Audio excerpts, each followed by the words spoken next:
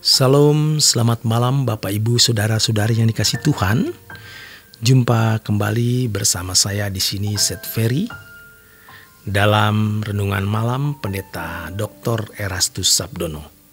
Malam hari ini bertemakan firman yang mencerdaskan. Di dalam Roma 7 ayat yang ke-22, Paulus mengemukakan demikian, sebab di dalam batinku aku suka akan hukum Allah. Kemudian selanjutnya di ayat yang ke-23 sampai dengan 24 dikatakan, tetapi di dalam anggota-anggota tubuhku aku melihat hukum lain yang berjuang melawan hukum akal budiku dan membuat aku menjadi tawanan hukum dosa yang ada di dalam anggota-anggota tubuhku. Aku manusia celaka. Siapakah yang akan melepaskan aku dari tubuh maut ini? Namun di dalam Filipi 3 ayat 7 sampai dengan 9 ada tertulis demikian.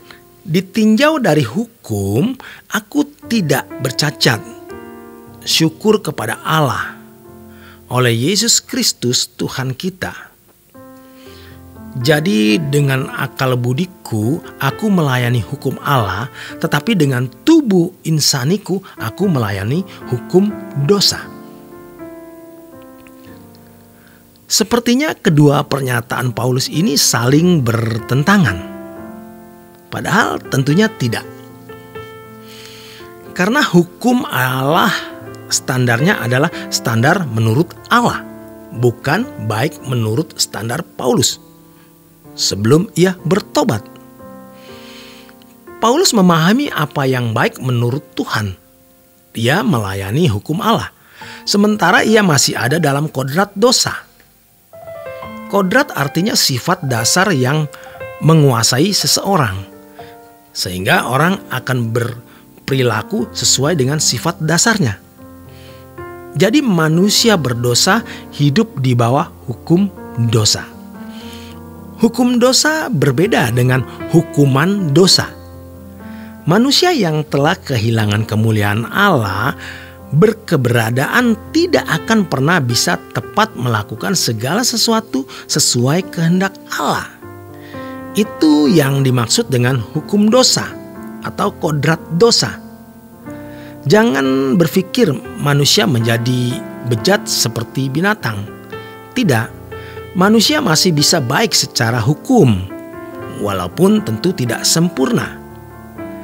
Allah yang bijak, kalau ada kegagalan melakukan hukum, ada binatang yang dikorbankan. Maka Paulus mengatakan, aku tidak bercacat. Bukan berarti ia tidak pernah salah. Kalau salah, dia bisa menyelesaikannya dengan darah domba. Dia tahu apa yang baik menurut Allah, tetapi dia tidak mampu melakukannya karena hukum dosa di dalam dirinya. Syukur kepada Kristus karena Roh Kudus menuntun. Kita mestinya berjuang menyangkal diri. Daging kita jangan diberi makan. Tentu perlu proses bertahap, karena pergumulan melawan keinginan daging itu berlapis-lapis. Sudah lewat satu, muncul lagi lapisan yang lain lagi. Kita sudah sabar menghadapi seseorang, nanti akan bertemu lagi orang yang jahat. Maka mesti ada peristiwa hidup supaya kita bisa mengenali diri sendiri. Ibarat berenang, awalnya di kolam renang, lalu kemudian di sungai. Lalu di sungai yang bergelombang. Sampai akhirnya di laut yang lebih besar gelombangnya. Supaya kita mengenali seberapa kita mampu. Seseorang tidak mencuri karena belum punya kesempatan. Atau karena tidak ada objek yang bisa dicuri. Misalnya 500.000. Ia tidak mencuri. Tapi bagaimana kalau 5 miliar? Ini bisa terjadi pada semua orang, termasuk orang yang mengasihi Tuhan. Namun kalau ia terus bertumbuh, maka dia memiliki haus dan lapar akan kebenaran.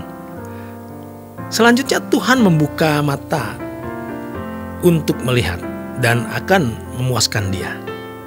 Sebab standarnya itu sempurna seperti Kristus. Jadi jangan heran kalau mau disempurnakan Tuhan, kita bisa mengalami hal-hal yang Tuhan Yesus juga alami. Jadi agar kita memiliki gennya dari Allah, kita harus belajar firman. Bukan aja firman bertalian dengan etika, jangan begini, jangan begitu. Melainkan firman yang mencerdaskan. Sebab peristiwa-peristiwa hidup itu harus ditangkap oleh kecerdasan rohani sampai kita bisa melihat dan mengenali diri kita. Tuhan akan membawa kita kepada situasi-situasi. Tetapi kita tidak akan bisa mengerti maksud Tuhan di balik situasi itu kalau kita tidak belajar kebenaran. Jadi kebenaran firman itu akan mencerdaskan. Kecerdasan rohani itu bertahap. Hebatnya Roh Kudus akan menunjukkan kepada kita kisah-kisah di Alkitab, pernyataan-pernyataan Tuhan. Itu membuat kita bisa menangkap maksud Tuhan ketika menghadapi situasi tertentu. Tuhan tidak bisa mengubah orang tanpa masalah atau tanpa kejadian. Ada orang yang tidak bisa berjalan, tubuhnya lemah. Namun bukan karena kakinya lemah, melainkan karena dia sendiri tidak mau bergerak.